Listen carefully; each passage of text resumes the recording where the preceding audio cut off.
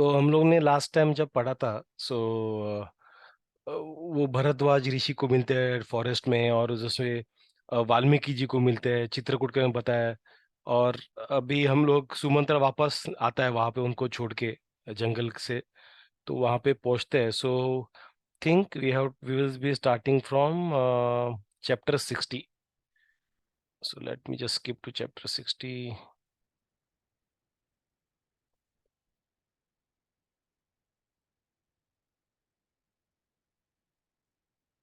हरे कृष्णा कृष्णा कृष्णा हरे हरे, हरे राम राम राम हरे हरे।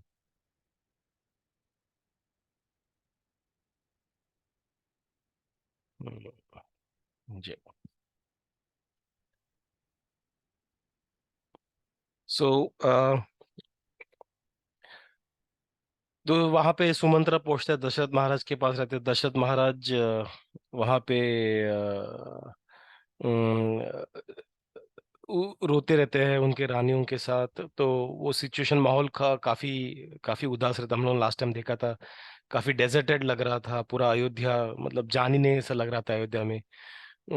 तो जब वो बता रहे थे तो उन्होंने बताया कि अ, और क्या क्या हुआ है वो बताइए करके।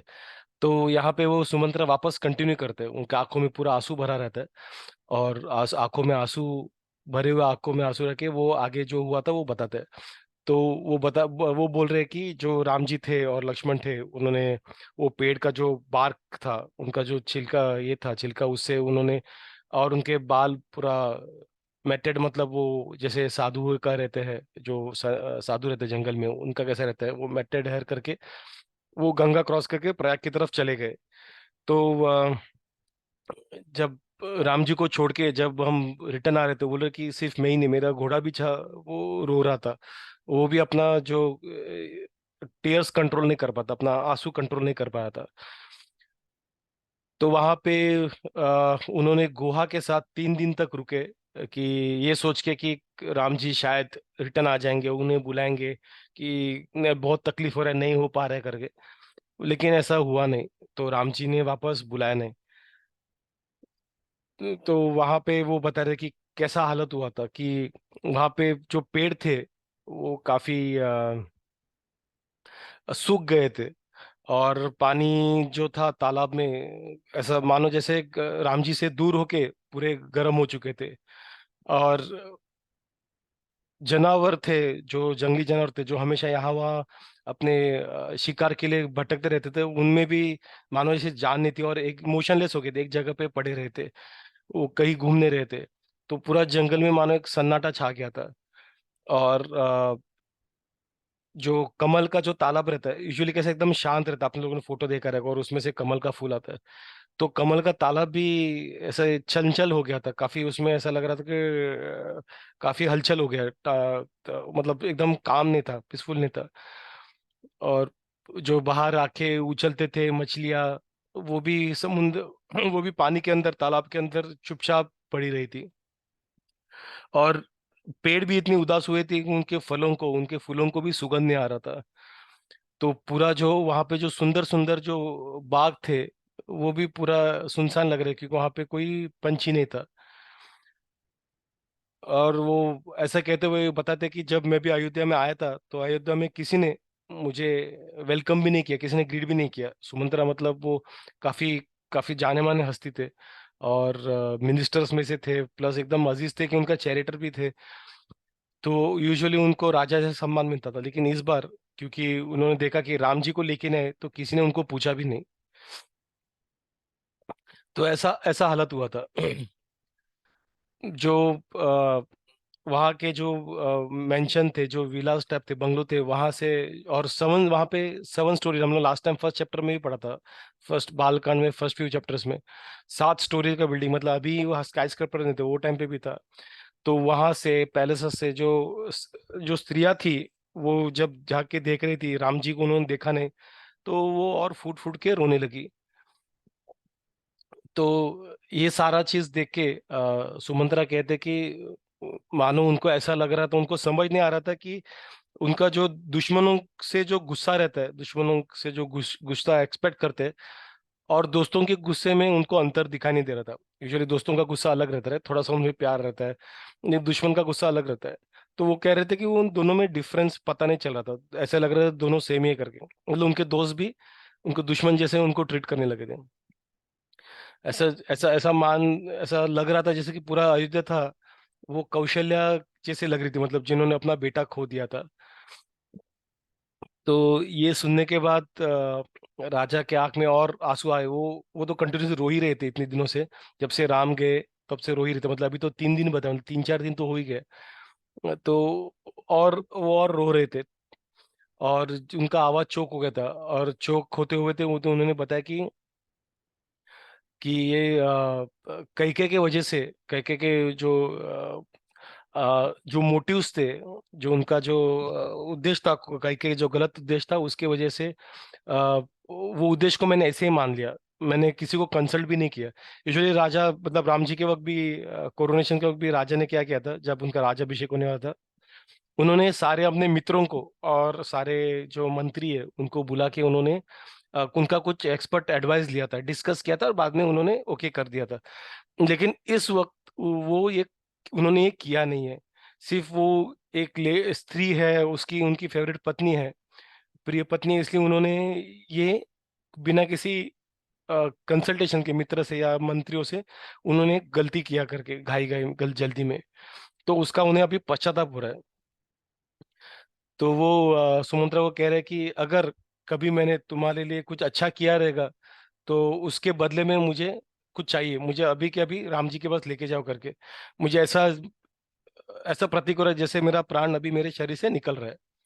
तो अभी भी, आज भी अगर मेरा कुछ चल रहा है, यहाँ पे कमांड चल रहा है, मेरा राज चल रहा है, तो राम को जल्दी से जल्दी वापस लाया जाए, क्योंकि राम के बिना मैं एक पल भी जी नहीं सकता। अगर मैं राम को देख नहीं पाऊंगा तो पक्का मैं यमराज के द्वार में चला जाऊंगा। तो कौशल्या को कहता है कि मैं पूरी तरह से, कौशल्या की तरफ देख के कहते हैं कि मैं पूरी तरह से ये अ, दुख के महासागर में डूबा हुआ हो करके। और ये जो है मतलब ये पूरा सागर का मतलब एक शोर जो है वो राम से दूर होने का, और दूसरा जो है वो सीता से दूर होने का दुख है करके। तो राम जी के बिना मैं ये क्रॉस नहीं कर सकता। तो एक तो कहते हैं कि ये कैसी मेरी हालत है कि मैं चाहता हूँ मैं राम को और लक्ष्मण को देखूं, लेकिन मैं उन्हें देख नहीं पा रहा हूँ करके। तो ऐसा कहते कहते वापस वो रोते रोते, उनका दुख इतना इमेंस था कि वो अब तक मुझे लगता है हम लोग ने एटलीस्ट पढ़ा तो रहेगा 10-15 बार, तो अनकॉन्शियस हो गए थे। तो अभी भी वापस रोते रोते अनकॉन्शियस हो गए थे वो। तो तो ये देख के राम की जो माँ कौशल है उनको भी वो डर गई, इनका ये वापस, मतलब जो काफी दुख होके उनका जो रो रहे थे राम राम के लिए वो और डर गई।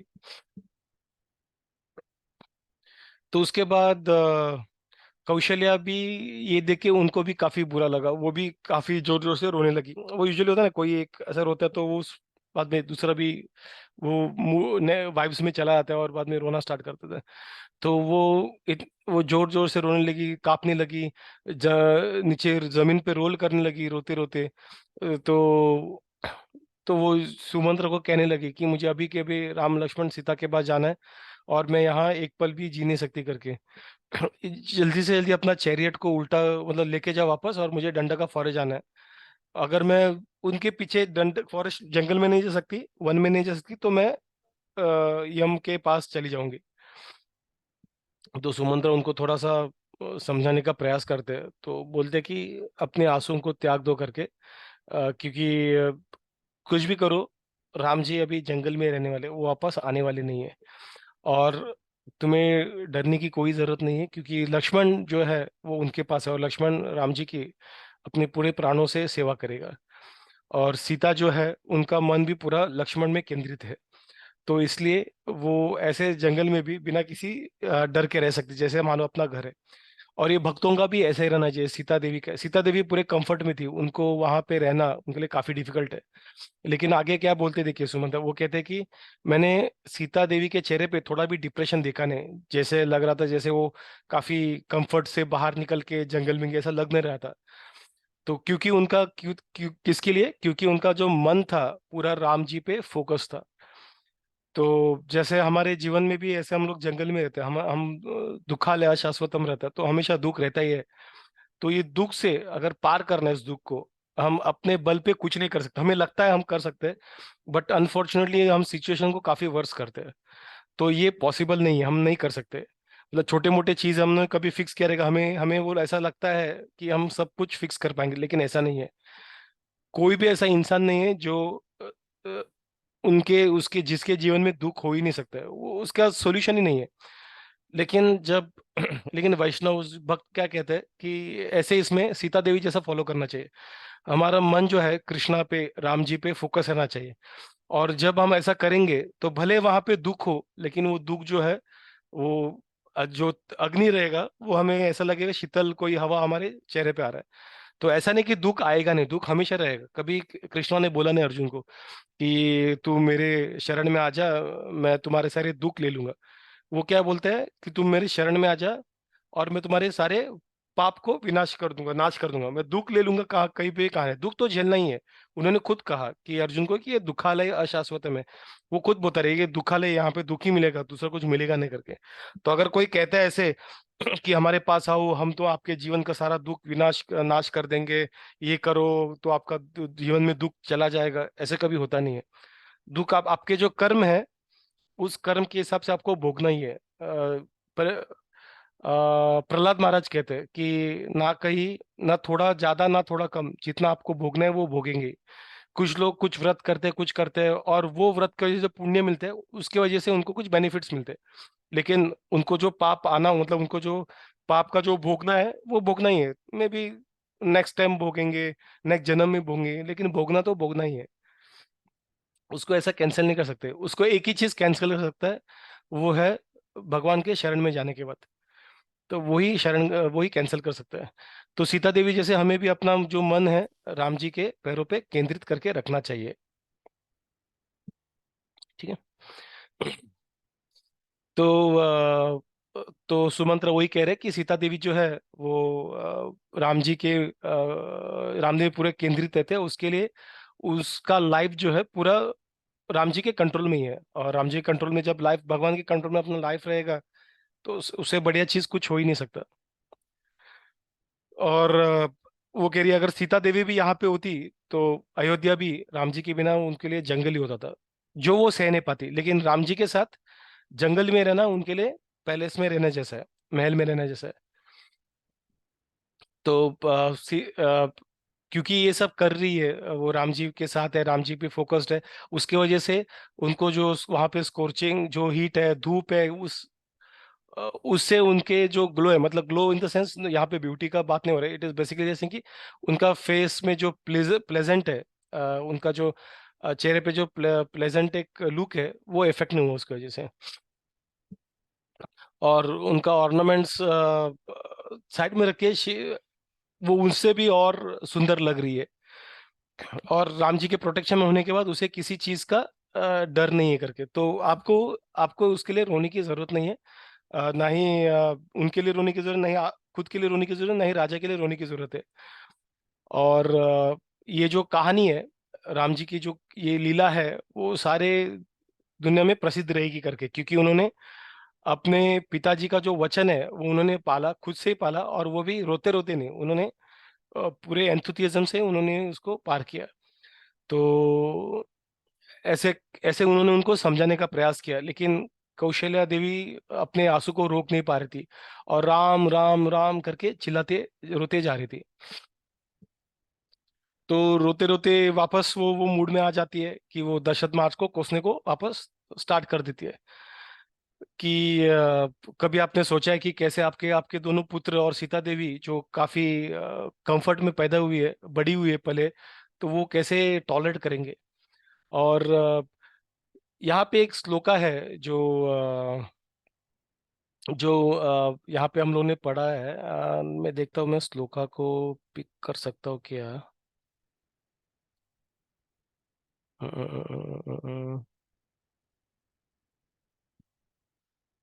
हम्म, तो यहाँ पे श्लोका में बोला है कि सा नूनम तरुणी श्यामा, सुकुमारी सुखोचित, मतलब बेसिकली वो कहती है कि सात नूनम तरुणी श्यामा। तरुणी मतलब यंग, श्यामा मतलब जो प्राइम एज रहता है, जो प्राइम एज अगर मैं गूगल करता हूँ, प्राइम एज इज कंसिडर किया जाता है लड़कियों के लिए अराउंड 18 to 20 ईयर, 20 ईयर्स के एज में वो प्राइम प्राइम एज है। तो यहाँ पे कहा गया कि how can the daughter of Mithila who is in the prime of her age, जो जो कंफर्ट से कम्स काफी मतलब यूज टू थी, कैसे वो धूप और छा ये ठंडी को झेल झेल पाएगी। मैं ये वर्ड्स को इसलिए पढ़ा क्योंकि काफी जगह पे ऐसे लोग पॉइंट आउट करते हैं कि जब शादी हुआ था, सीता देवी 8 साल की थी, वो बाल विवाह हुआ था, ऐसे काफी काफी लोग कहते हैं। बट यहाँ पे क्लियरली कहा गया है, वहां पे मैंने इसलिए श्लोका पढ़ा, तरुणी वर्ड को यूज किया है, तरुणी श्यामा। तरुणी श्यामा मतलब जो वैसा भी नहीं कि मतलब एकदम पहुंचने वाली है 18-20 ईयर्स, तरुणी मतलब वो तरुण हो गई है, she is already in youth, तो मतलब 20 ईयर्स के आसपास रहेगी वो। तो यहाँ पे सीता देवी का एक एज का अप्रोक्सीमेट हिंट लगता है, so she was not 8 years when she was married, जैसे कुछ लोग क्लेम करते हैं। So that is the reason I read this verse, Ramayana में वो क्लियरली इनडायरेक्टली मेंशन्ड है। ओके सो उसके बाद सीता देवी जो है मतलब वो कहती है कि सीता देवी जो है, जो यहाँ पे सूप और काफी सारा ब्रोकली आलमंड सूप, ये सूप वो सूप जो एंजॉय करती थी, वहां पे कैसे वो सब जो जंगल में जो ग्रेन्स रहते हैं और यहाँ पे जो खेतों में ग्रेन्स रहते हैं, उन दोनों में फर्क रहता है। तो वो ग्रेन्स कैसे वो खा पाएगी, कैसे एंजॉय कर पाएगी। और जो साउंड एकदम सुंदर गाना यहाँ पे सुनती रहती थी, नृत्य देखती रहती थी, इंस्ट्रूमेंट म्यूजिक इंस्ट्रूमेंट वो सुनती थी, अभी जंगल में आके वो ये शेर का दहाड़ और काफी सारे जंगली जानवर का आवाज उसको सुनना पड़ेगा, कैसे झेल पाएगी वो। और मैं राम जी को, मेरे सुंदर राम जी को, जो कमल नयन है, वो उनको मैं कभी वापस कैसे देख पाऊंगी। तो इस तरह से वो कुछ नहीं कि मैं अगर राम जी को नहीं देख पाएगी तो मेरा हृदय छिल टुकड़े टुकड़े में टुकड़े हो जाएंगे। और वापस वो अपने पति को कोसती है, ये आपके वजह से, आपने जो क्रूरता वाला जो हरकत की है उसके वजह से अ, राम लक्ष्मण सीता जो है, जो ये एज में जो एंजॉयमेंट करने का एज है, वहां पे वो जंगल में उन्हें भेजा गया है और वहां पे जंगल में घूम रहे हैं बिना किसी कंफर्ट के। और अगर 15 साल में, 15 14 साल 14 साल के होता है, 15वें साल पे जब अगर राम जी वापस आते भी है, क्या भरत अपना राज्य सब छोड़ के उनको वापस दे देगा? नहीं, ऐसा तो करेगा नहीं वो। और जैसे जैसे कोई शेर रहता है अपने लायन का देखा, जब लायन का मैंने सुना था कि अगर कोई शिकार किया हुआ वहां पे कोई पड़ा रहेगा तो लायन उसको खाता नहीं है। तो वैसे ही राम जी शेर जैसे, तो वो भरत ने जो एंजॉय किया, वो जो पैलेस है, किंगडम है, क्या राम जी वो खुद एंजॉय करेंगे? तो वो लेंगे नहीं करके। तो सेक्रीफाइस ये सब सारी चीजें हैं, जैसे अग्नि में दिए हुए घी, कुशा ग्रास, वो लकड़ी जब हम लोग अग्नि में डालते हैं वापस हम लोग यूज नहीं करते, तो उसी तरह से राम भी दूसरों ने एंजॉय किया हुआ जो ये किंगडम है, वो ले नहीं पाएगा। अगर राम को गुस्सा आएगा तो वो पूरा मंदरा, जो पूरा पर्वत है, वो अपने बाणों से छिल छिल टुकड़ा कर सकता है। लेकिन उन्होंने, क्योंकि वो आप लोग आपको रेस्पेक्ट करता है इसलिए उन्होंने आपको मारा नहीं। ये राम जी वैसे भी मारते नहीं थे, अपने पिता पे गुस्सा नहीं थे। पिताजी खुद बोल रहे थे कि तुम मुझे जेल में डालो और मुझे उधर जाओ मत करके, लेकिन राम ने कहा नहीं, मैं जाऊंगा, आपका वचन मुझे फॉलो करना है। लेकिन ये कौशल्या इमोशन में है, वो रो रही है, वो गुस्से में है, इसलिए वो उन्होंने ऐसा कहा कि राम कैपेबल है तुम्हें मारने का, लेकिन वो रेस्पेक्ट कर रहा है इसलिए मारने रहे, मतलब इतना तुमने बुरा किया उसके साथ। अगर पूरा इतना पावरफुल है राम की, अगर पूरा पूरी जो सृष्टि है एक साथ होके अगर राम के हाथ भी लड़ेगी तो भी राम उनको फिर राम को कोई डर नहीं, वो भी वहां पे भी राम जीत पाएगा करके। तो राम सारे जीवों को मार सकता है, जैसे कोई जैसे प्रलय के वो कैसे होता है वैसे वो सारे जीवों को खत्म कर सकता है, उसे वो काफी पावरफुल है करके। तो लेकिन आपने जैसे एक बड़ी मछली जब अपने बच्चों को पैदा देती है, पैदा करती है, अपने मछलियों को ही, अपने बच्चों को ही खा लेती है, वैसे आपने अपने बेटे को खा लिया है। तो ऐसे स्ट्रॉन्ग स्ट्रॉन्ग वर्ड यूज करके वो उसके पति को पति पति को वो सुना रही है। सो तो आपने जो किया, आपका जो बेटा था जो धर्म को फॉलो करता था, उन्होंने उसको आपने वनवास भेज के आपने काफी गलत किया। ये क्या सही है क्या, जो आपने किया वो सही है क्या? ट्वाइस बॉर्न मतलब हम लोग एक बार जन्म लेते हैं जब हम लोग अपने माता पिता के कोख से जन्म लेते हैं। दूसरा जन्म वो होता है वो जहाँ पे दीक्षा मिलती है। और दीक्षा कहा जाता है कि आपका नया लाइफ है, तो आप स्पिरिचुअल में आप इन्वॉल्व हो जाते हो दीक्षा। तो उसे ट्वाइस बॉर्न कहते हैं। तो संप्रदाय में वहाँ पे जब दीक्षा मिलता है तो उन्हें ब्राह्मण का वो जानवर मिल जाता है। तो वो थ्रेड, ब्राह्मणिकल थ्रेड पहनते हैं। और उन्हें ऐसा कहा जाता है कि उनका उनका एक जन्म हुआ है, इसलिए उनको ट्वाइस बॉर्न कहा जाता है। द्विज, दो बार उनका जन्म हुआ, इस तरह से उनको कंसिडर किया जाता है। And they are consider to be very righteous, और वो भगवान की सेवा में रहते हैं। तो वो काफी काफी राइटियस है, धर्म को फॉलो करते। तो ये सिर्फ क्षत्रियों के लिए होता है, ये क्षत्रियो, वैश्य और ब्राह्मण, ये तीनों वर्णास के लिए होते हैं। तो वो यही कह रही है कि ये शोभा दे, शास्त्रों में ऐसा कहीं लिखा है क्या कि अपने पुत्र जो है उसको उसके वनवास के लिए भेजना चाहिए? तो ऐसे करके उन्हें काफी वो सुना रही है।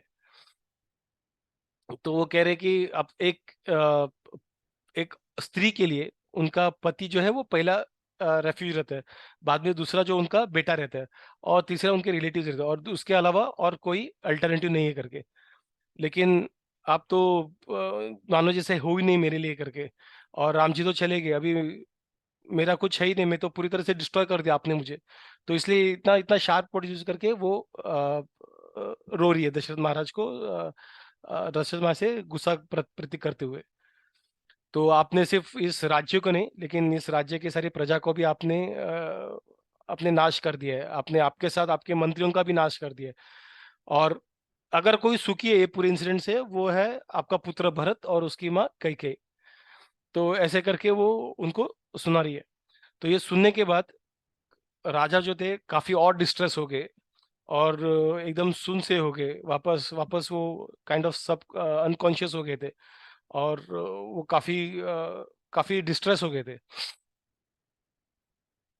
तो उसके बाद उन्होंने वापस अपना अपना जो होश था वो खो दिया था उनके। और काफी टाइम के बाद वापस जब होश में आए, तो उन्होंने कौशल्या को अपने बाजू में देखा, और उनको देख के, कौशल्या को रोते हुए देख के वो भी काफी उदास हो गए।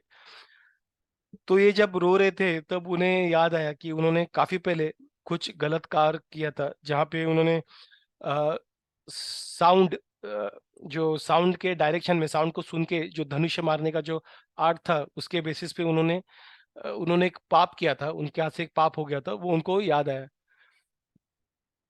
तो ये याद करते हुए राजा काफी काफी उदास हो गए। और उन्हें वो याद है कि उन्होंने कैसे एक सेज के, एक साधु के पुत्र को उन्होंने मार दिया था।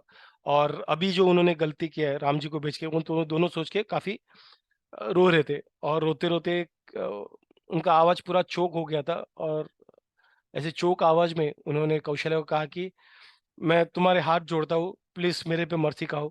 और तुम तो अपने शत्रुओं पे भी काफी दयालु हो, तो मेरे पे भी कृपा करो। मैं हाथ जोड़ता हूँ, इसलिए हाथ जोड़ने लगे। मैंने मैंने अच्छा और बुरा इस दुनिया का दोनों एक्सट्रीम एंड देखा है। लेकिन तुम ऑलरेडी गिरफ्त में हो, मुझे पता है। लेकिन तुम मुझे इस तरह से ट्रीट करोगे, वो मैं समझ नहीं पा रहा हूँ करके। लेकिन जब कौशल्या ने देखा कि उनके पति उनको इस तरह से, उनका उनका सिचुएशन था, तो उन्हें उन्हें और काफी बुरा लगा। और वो अपने आप को रोने लगी, और उनके आंसू धरने और खुद को कोसने लगी। यही सिचुएशन कौशल्या के साथ हुआ था, तो उन्होंने उसको इग्नोर कर दिया था। वो तो उनको पैर पड़ रहे थे, पैर के पास उनके बेहोश होके गिर गए थे। लेकिन कौशल्या का जो था आंखों के सामने पट्टी था, सेल्फिश सेल्फिश डिजायर का पट्टी था, इसलिए उनको दिख नहीं पा रहा था। लेकिन कौशल्या का ऐसा नहीं था। तो वो ये होने के बाद, देखने के बाद वो रो रही थी। और वो कह रहे थे कि मैं आपसे माफी मांगती हूँ करके, ये ऐसे जो आप गिड़ गिर रहे हो मेरे सामने, मुझे उससे और बुरा लग रहा है। मैं माफी लेने के मांगने के लायक भी नहीं हूँ करके, ऐसा मत कीजिए। तो थोड़ी देर पहले जस्ट कौशल्या उनको कोस रही थी, लेकिन अभी उनका सिचुएशन देख के कौशल्या ने खुद को समेट के उन्होंने उन्होंने उनसे ही माफी मांगना स्टार्ट कर दिया था। तो उससे समझ में आता है कि कौशल्या कैसे कंट्रोल थी। मतलब इतना इतना स्ट्रांग इमोशन में होके भी उन्होंने एक सिचुएशन का उन्होंने समझा कि हाँ अब इसके ऊपर करना सही नहीं रहेगा। तो वो कह रही थी कि जो जो स्त्री है जिसका जिसका पति जो प्रेजवर्दी है, तारीफ करने लायक है, अगर वो ऐसा गिड़गिड़ाएगा तो उस स्त्री को इस तीनों दुनिया में कोई जगह मिलेगा नहीं। तो मुझे वो कहते कि मुझे पता है धर्म का कैसे है, और मुझे पता है कि आप सही हो करके आपने अपने धर्म को ही फॉलो किया, लेकिन मैं अपने पुत्र के दुख में अंधी होके मैंने यहाँ वहाँ कुछ कह दिया करके, क्योंकि दुख जो है वो पूरा हमारा अ, जो हमारा क्या बोलते हैं संतुलन है दिमाग का वो खराब कर देता है। हमारा जो नॉलेज है, हम लोग जब स्क्रिप्चर से कुछ नॉलेज लेते हैं या फिर हमारा जो विजडम है पूरा ही हो जाए, इसलिए हम देखते राइट इमोशन में जब आते हैं हम लोग, जब रोते हैं हम लोग कोसते हैं लोगों को, हम लोग सोचते नहीं है कि कैसे क्या सच में ऐसा हुआ नहीं हुआ, हम लोग कोसते हैं। तो हम लोग हमारा जो बुद्धि है वो पूरा कवर अप हो जाता है। तो वो रोते रोते बाद में वो कहते कि राम जी से दूर होने की वजह से मैंने कहा मुझे माफ कर दो करके, और आज 5वां दिन है राम जी से, और 5 दिन तक वो लोग रो रहे थे, और शायद उन्होंने कुछ खाया भी नहीं था कुछ पिया भी नहीं था। तो वो 5 दिन तक रो रहे थे, बोल रहे ऐसा मानो ऐसा लग रहा था कि 5 दिन नहीं 5 साल गुजर गए करके। तो जब भी मैं राम जी का सोचती हूँ मेरा जो हृदय है दुख से पूरा भर जाता है। तो ऐसे जब ऐसे रोते रोते कहते हो सूर्यास्त हो गया, वापस रात शुरुआत हुई, और वापस वो थोड़े से थके रोते होते वैसे ही सो गए थे। और थोड़ी देर के बाद वापस वो उठ गए, और वापस राम जी का सोचने लगे, वापस रोने लगे। और जो वापस उन्हें याद आया कि उन्होंने उन्होंने क्या किया था, तो उन्होंने कौशल्या को वो नरेट करने का प्रयास किया। तो 6th नाइट था अभी, और 6th नाइट वो रिकॉल कर रहे थे कि क्या हुआ था उनके साथ लास्ट लास्ट टाइम। तो उन्होंने कहा कि हर एक व्यक्ति को अपना जो कर्म है उसका भोग तो करना ही है। अगर कोई आम का पेड़ काटेगा और उसमें पला सा मतलब जिसको फल नहीं आता है, ऐसा कोई पेड़ डाल देगा और उसको पानी डालेगा और बाद में देखता है किसी फूल उसमें फूल ही आ रहे कोई फल नहीं आ रहा है, तो वो उसको रिग्रेट करने का लोग कुछ कर नहीं सकता है। अब तो उसने देखा उसके एक्शन ने कैसे ये किया करके, तो मैंने भी ऐसे ही आम के पेड़ को काट के एक फला सा पेड़ वहां पे पौधा वहां पे डाल दिया, पेड़ वहां पे उसको पानी कर दिया। और मेरे जो मूर्खता की वजह से मैंने राम जी को वनवास भेज के अभी मैं रिग्रेट कर रहा हूँ, जैसे कोई आम का पेड़ काट के फला सा पेड़ डाल के रिग्रेट करता है वैसे मैं अभी रिग्रेट कर रहा हूँ। तो वो बता रहे कि मैं जब यूथ में था, मतलब 20s में था मैं भी, तो वो काफी बड़े धनुषधारी थे। तो वो सिर्फ साउंड से वो धनुष को टारगेट को ये करते थे, उस पे तीर चलाते थे।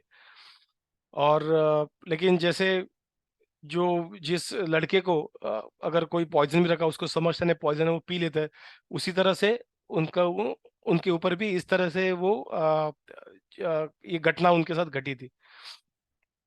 और उनको उनका उन्होंने जो कार्य किया उसका एक्शंस अभी वो रिग्रेट कर रहे हैं।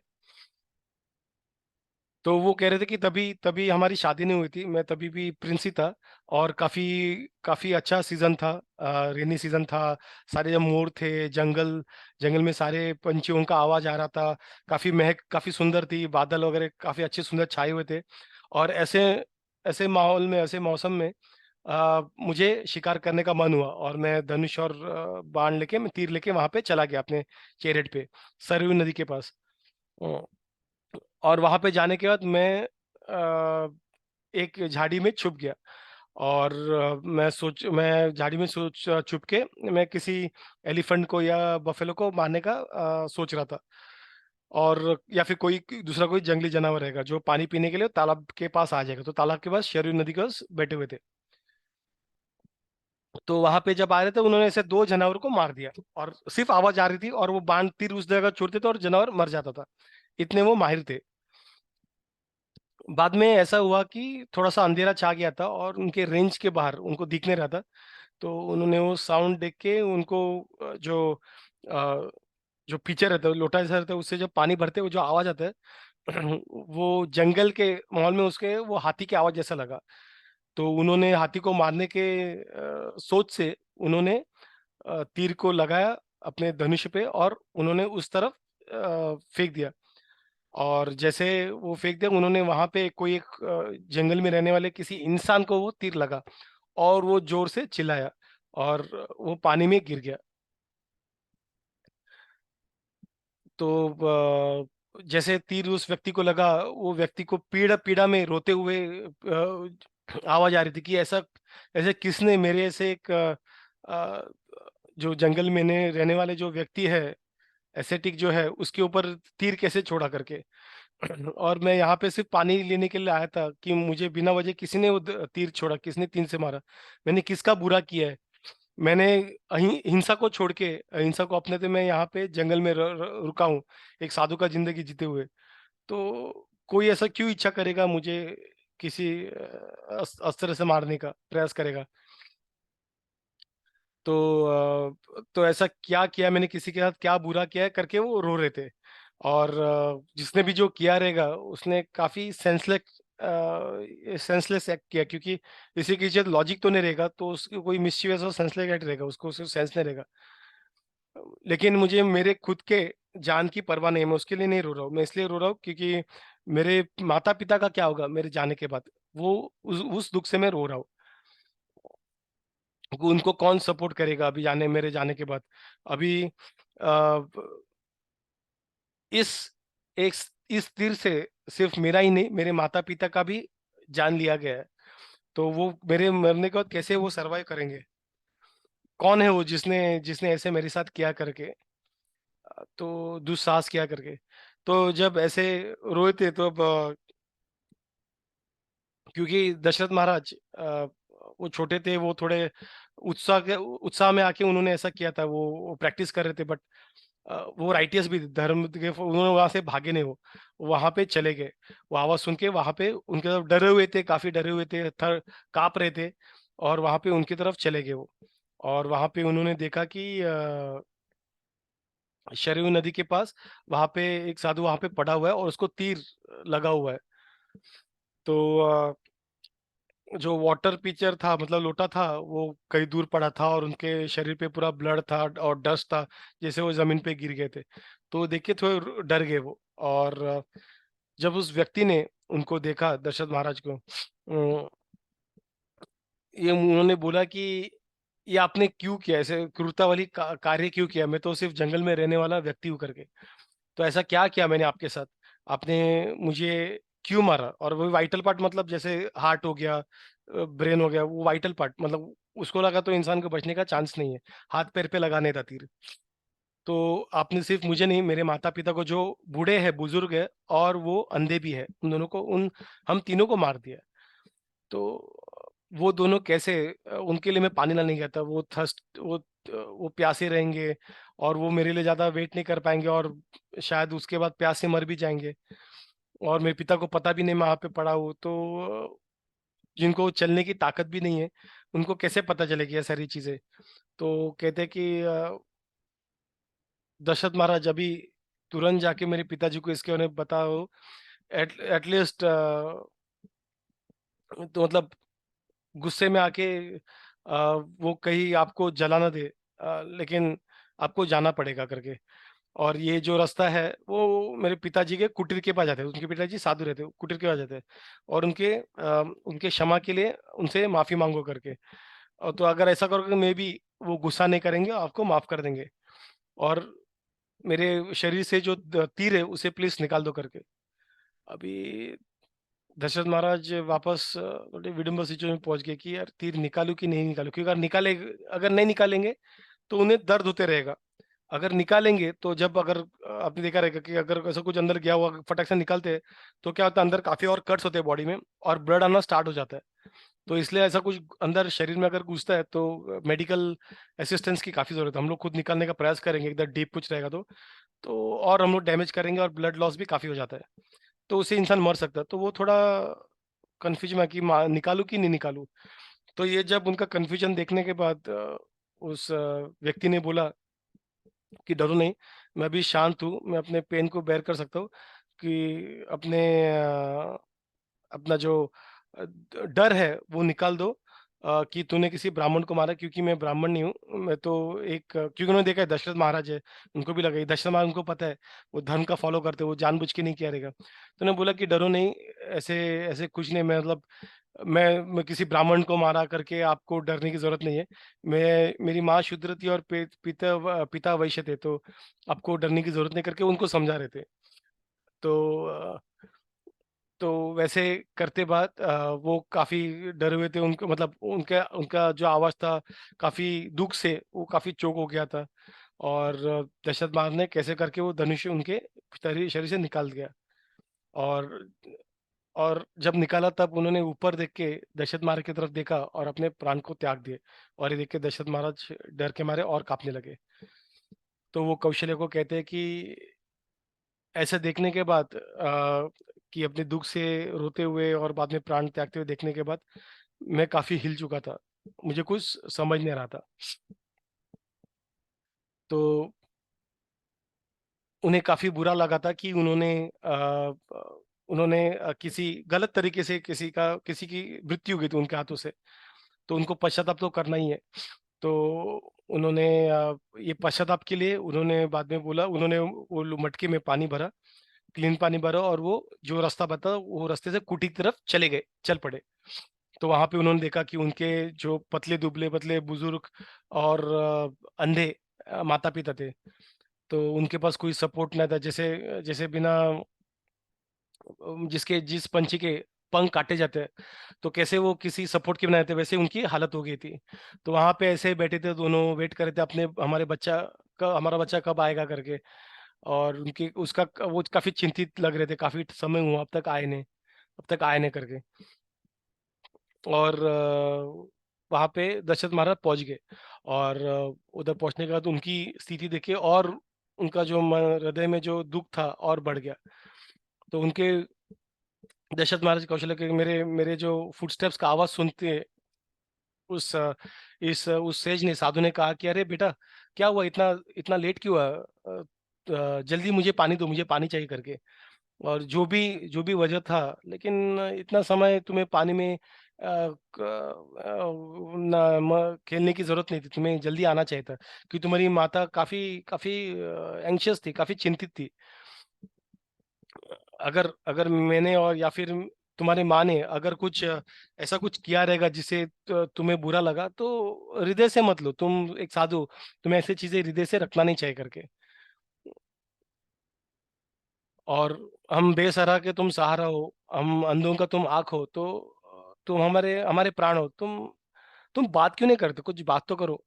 तो दशरथ महाराज कहते हैं कि ऐसे सिचुएशन में देख के, और वो काफी और दुख में आ गए और काफी डर गए। तो कुछ कुछ तो मुंह से आवाज निकल रही थी उनकी, वो बात नहीं, लेकिन काफी समय के बाद अपने थॉट्स को कंट्रोल करके मैंने थोड़ा सा करेज गेन किया उनको बात करने का। तो उन्होंने कहा कि हे साधु, मैं एक क्षत्रिय हूँ, दशरथ के नाम से, और मैं तुम्हारा पुत्र नहीं हूँ, और मुझसे काफी बड़ी बुरी घटना घटी हुई है करके। तो एक हाथी का शिकार करने की इच्छा में मैंने उस पानी जो आवाज आ रहा था, उस आवाज की तरफ मैंने तीर को छोड़ दिया था। लेकिन वो तीर आपके पुत्र को लग गया। और जब मैंने उसके उसके पास गया तो वो काफी दुख में था। और मैंने उसके तीर उसके सीने में जब तीर था, मैंने वो तीर निकाला। तो आप दोनों के लिए रोते रोते वो वहां पे उन्होंने प्राण त्याग दिए। ये मेरे मेरे मूर्खता के बारे में, मूर्खता के वजह से ही आपके पुत्र के प्राण चले गए। तो आप प्लीज बताइए कि मैं कैसे कैसे आगे क्या करूं आपके लिए, आपके क्या कर सकता हूं मैं आगे, क्या कर सकते करके। तो जो साधु था, उन्होंने जब दशरथ महाराज ने कहा, वो जब उन्होंने सुना, तब वो रिएक्ट नहीं कर पाए, तो वो शॉक में चले गए। अरे मतलब अभी पूरा उनका जो जीवन था, अगर पहले सेंटेंस देखा ऐसा लग रहा था कि पर वो उनके बेटे के इर्द गिर्द ही घूम रहा था, एक वो बेटा ही नहीं है, उनका ऐसे लाइफ का पर्पस ही चला गया है। तो आंखों में आंसू भरे हुए उन्होंने हाथ जोड़े हुए कहा कि हे राजन, कि अगर तुम खुद से ये बोलने नहीं आते, मैं भी अगर तुम खुद से ये जो न्यूज़ है, बुरी खबर है, अगर मुझ तक नहीं लाते तो हो सकता था कि तुम्हारे सर का अभी 100 टुकड़े हो जाते थे। लेकिन एक क्षत्रिय अगर किसी को गलती से मार डालता है, सॉरी गलती से नहीं, अगर जानबूझ के किसी को मार देता, जानबूझ के, जैसे वानप्रस्थ या ऐसे कुछ बड़े वाले वानप्रस्थ है ऐसे वाले स्टेज के किसी व्यक्ति को मार देता है, वो इंद्र जैसे व्यक्ति को भी उसके जगह से हिला सकता है, मतलब उसके राजा के जगह से हिला सकता है। तो जानबूझ के जब भी करता है, उस पे जो जो शास्त्रों को पढ़ता है ब्राह्मण जो, तो उन पे कभी कुछ अस्त्र चलाता है तो उसके सर के 7 टुकड़े हो जाते हैं।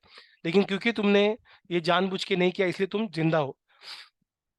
नहीं तो अगर ऐसा नहीं होता तो तुम ही क्या, पूरा जो इक्ष्वाकु है पूरा का पूरा पीढ़ी खत्म हो जाता था। अभी मैं चाहता हूँ कि आप मुझे, हम दोनों को उस जगह में लेके जाए। हम अपने बेटे का जो कपड़ा है, गारमेंट है, वो एक बार हाथ लगा के देखना चाहते हैं, उनके शरीर, उसके शरीर को हाथ लगाना चाहते हैं, मुझे अभी का अभी वहां पे लेके जाओ करके। तो ये सुनते ही दशरथ महाराज ने उन दोनों को वहां पे लेके गए, और वहां पे वो रोते रोते उनके बेटे पुत्र का जो शरीर को टच कर रहे थे, और जोर जोर से रो रहे थे उसके ऊपर गिरते हुए। और उनके जो पिताजी है वापस रो रहे थे कि क्या हुआ पुत्र, तुम अभी हमें ग्रीट क्यों नहीं कर रहे हो, हमसे बात क्यों नहीं कर रहे हो, क्या गुस्सा हो क्या हम पे, हमसे गुस्सा हो क्या, क्यों ऐसे जमीन पे लेटे हुए, क्यों नहीं बात कर रहे हो करके। कि ऐसा ऐसा तो नहीं कि हम अभी, हम दोनों, आप तुझे काफी प्रिय नहीं है करके। अरे एटलीस्ट मैं नहीं हूं तो एटलीस्ट अपने माँ की तरफ तो देखो। उसने हमें हृदय से क्यों नहीं लग रहा, अरे बोलो कुछ तो बात करो। मैं इसके बाद कैसे, जो शास्त्रों से जो तुम पढ़ा के दिखाते हो, तुम पढ़ते हो शास्त्र, और मैं सुनता हूँ इतने सुंदर मधुर आवाज में, वो अभी मैं कैसे सुनूंगा। और मैं किसी काम करने के लायक नहीं हूँ, मैं कुछ भी करने के लायक नहीं हूँ, मैं किसी भी अपने जो रिक्वायरमेंट्स है वो फुलफिल करने के लायक नहीं हूँ, मेरे पास कुछ भी करने, मतलब मैं कुछ भी नहीं कर सकता लाइफ में अभी। तो अभी मैं, मुझे कौन खिलाएगा, मुझे कौन गाइड करेगा। तो मैं खुद को सपोर्ट नहीं कर पा रहा, मैं तुम्हारे माँ को कैसे सपोर्ट कर पाऊंगा, वो भी अंधी है और तुम्हारे लिए रो रही है। तो प्लीज छोड़ के मत जाओ, वापस वापस मेरे पास आओ करके। तो वैसे करके वो रो रहे थे, वो कह रहे थे कि हम अभी अभी कभी दोनों के दोनों यमराज के द्वार में जाएंगे और यमराज को बोलेंगे कि हमें माफ कर दो अगर हमसे कुछ गलती हो गई, लेकिन उस पुत्र को अपना जो अपने माता पिता की तरफ जो कार्य कर रहा था उसे कंटिन्यू करने दो करके। अ, तो उस तरीके से वो काफी काफी काफी रो रहे थे, और वो बोल रहे थे कि अगर मैंने कुछ अच्छा कार्य किया रहेगा तो मैं भगवान से ये चाहता हूँ कि एक एक जो इच्छा मेरी पूरी कर दे, कि तुम्हें उस जगह पे जगह मिल जाए अभी, जहाँ पे बड़े बड़े लोग जैसे सागर, बाद में जन्मेजय ऋषि, ऐसे बड़े बड़े लोग हैं, दिलीप ऋषि, ये बड़े बड़े लोग हैं, तो उन वो धाम में आप चले जाओ करके। तो ऐसे जोर जोर से रोते हुए वो अपने पुत्र के जो अंतिम संस्कार की तैयारी कर रहे थे। और जब वो वैसे हो रहा था, तब उनके पुत्र का वहां पे एकदम दैविक रूप से वो बाहर आए, और वहां पे आते हुए उन्होंने अपने पुत्र को, अपने पिता माता जी से एक लास्ट टाइम बोला कि मैंने अ, मैंने जो सेवा की थी आप दोनों को, उसकी वजह से मुझे ये स्टेट मिला है स्वर्ग में, और आप लोग भी तुरंत ये स्टेट में आ जाओगे करके। तो ऐसा करके चले गए, और वो काफी सुंदर चैरियट में इंद्र के साथ वो स्वर्गलोक में चले गए। और जो साधु था अपने पत्नी के साथ, उन्होंने फ्यूनरल जो था उन्होंने कार्य किया, उन्होंने चिता को अग्नि दी, और मुझे हाथ जोड़ते हुए कहा, मतलब दशरथ महाराज को, कि मुझे प्लीज कृपया इस तरह से मार दो जैसे तुमने मेरे पुत्र को तीर से मारता, वैसे तीर से मुझे मार दो, क्योंकि अभी मृत्यु का भी हमारे लिए कोई वैल्यू नहीं है करके। अगर, लेकिन मुझे, मैं जानता हूँ कि तुमने जानबूझ के मेरे पुत्र को नहीं मारा, लेकिन मैं तुम्हें शाप देता हूँ कि जैसे मैं मेरे पुत्र से दूर होके, पुत्र के मृत्यु दूर होके मैं रो रहा हूँ, उसी तरह से तुम भी अपने पुत्र से दूर होके मर जाओगे करके। तो इस तरह से मुझे शाप देके वो दोनों जो माता पिता थे, उन्होंने उनका जो पुत्र का जो अग्नि था उसमें वो उन्होंने छलांग लगा दी। जैसे सती बोलते हैं, उन्होंने सती की और वो स्वर्ग में चले गए। हमने सती के बारे में पहले भी बात की थी। सती जो था और सती अभी जो कर रहे थे रिसेंटली, वो दोनों में डिफरेंस है। यहाँ पे सती करने के बाद मनुष्य अ, उस व्यक्ति के धाम में चला आता था जहाँ पे जिनके लिए वो सती चढ़ते थे।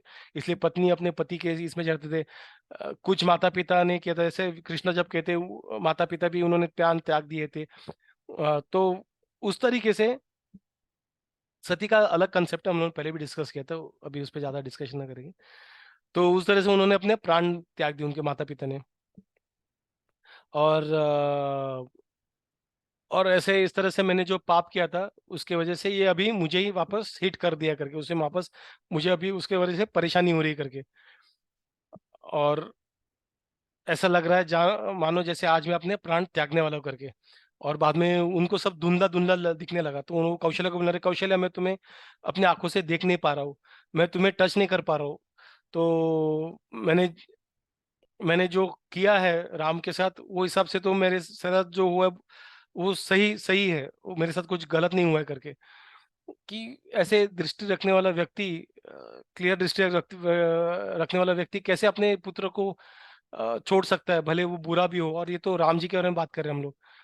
अ, सिर्फ एक इसी बात का बुरा रहेगा, दुख रहेगा कि मैं राम जी को मरने से पहले मैं राम को एक बार भी छू नहीं पाऊंगा, और राम भी मैं उसको देख भी नहीं पाऊंगा।